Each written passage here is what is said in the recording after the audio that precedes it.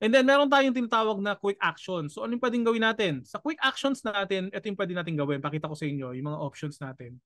Kaya siya tinawag na quick actions dahil sa meron silang mga define na mga um, specific task na hindi na kayo mahihirapan. For example, ganito.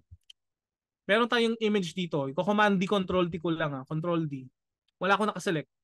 Pupunta ako dito sa ating quick actions at meron sila mga suggestions. For example, gusto nyo tanggalin yung background nito. Pwede natin i-click yan. So as you would see, ano mangyari? Si-select niya yung subject, siya na mismo magtatanggal yung background para sa inyo.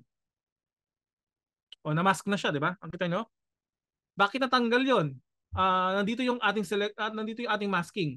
Kasi ang nakikita na lang niya yung subject, ang lahat na background. Okay? So undo natin yan, undo. Control D, Command D, or eto, meron tayong option dito na undo. Ano, undo natin. Okay? So, ano mo, mapapabilis yung trabaho ninyo kasi hindi na kayo kailangan pa mag-select, tapos meron kayong pipindutin doon, masking kayo, di ba makakatipid kayo ng oras. Kaya siya tinawag na quick actions. Let's say gusto nyo i-blur naman yung background. Gusto nyo bigyan lang sila ng focus. Itong dalawang nandito. Pwede nyo gawin yan. So click natin itong quick actions. Click natin yung blur background. Pag-click natin yung mangyayari. Blurred na yung background pero ang nakafocus lang yung subject natin sa unahan. Ayan, nakita nyo? Nagkaroon siya ng automation no, dito sa gilid. O, di ba? Blurred na yung background tapos yung foreground natin is hindi siya blurred. Okay. So ang tanong yan, oh.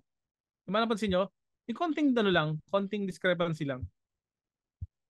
Pero napansin nyo, mas blurred yung ating background nung ginawa natin yon. Okay? Sige, undo ko lang. Pakita ko sa inyo yung iba pa mga options. Itong mga quick actions, talagang makakatipid kayo ng oras kasi ano na siya, time and tested na siya. So, di-delete lang natin yung iba ha. Delete lang natin. Medyo naglalag lang ako ng konti dahil sa ayan, balikan natin to. Sa mga familiar natin na quick actions, marami to. Pwede tayong maglagay ng vignette, pwede tayong mag color negative, pwede tayong gumamit ng sepia, pwede tayong gumamit ng warm filter, pop subject, at lahat pa ng pwede natin maisip dito. Diba? So, gawin natin siyang posterize.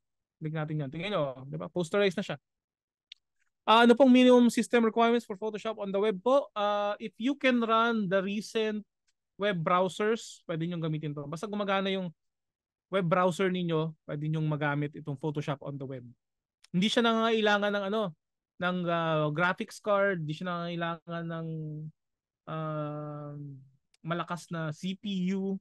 Ang kailangan nyo lang dito is malakas o sabihin natin malakas na internet connection, okay na internet connection para magawa nito.